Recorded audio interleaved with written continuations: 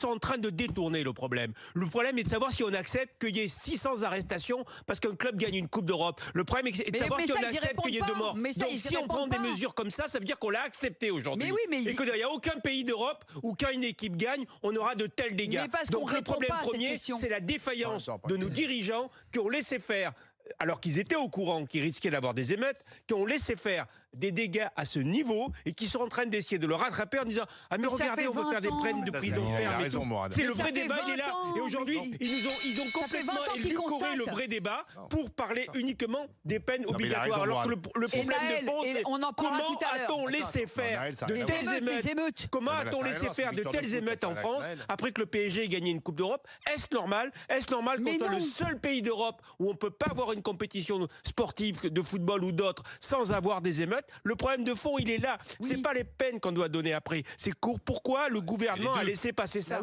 Comment? Où est cette défaillance du ministère de l'Intérieur? C'est cette défaillance dont il faut parler. C'est pas des peines après. C'est pas la première fois que sur les Champs-Élysées, il y a d'un carnage comme celui-là. Mais c'est pas normal. Quelle que soit la raison. C'est ça qui est pas normal. C'est la défaillance de l'État qui n'est pas normale.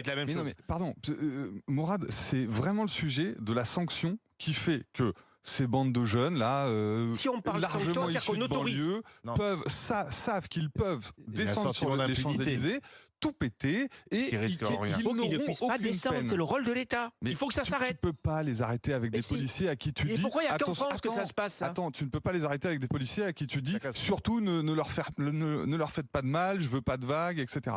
Je pense vraiment que c'est la question de la sanction. Je pense que Gérald Darmanin écoute les grandes gueules puisque la semaine dernière, ici même, j'ai évoqué la question de ce retour des peines minimales. Et ça, c'est juste l'ancien code pénal. C'était jusqu'en 1994, ça fonctionnait comme ça. À la moindre qualification d'un fait délictuel ou criminel, il y avait une peine incompressible, c'était la peine minimale. Vous n'avez pas répondu. Donc tu es dans l'acceptation. Non, tu es dans l'acceptation. Il faut bien une sanction de toute façon. Ce que je veux vous dire, moi, je n'accepte pas ces émeutes. Je n'accepte pas que l'État laisse passer ces émeutes. On n'invente rien. Il y a 30 ans, il y avait une peine minimale. C'était la même constitution, c'était la même France. D'accord.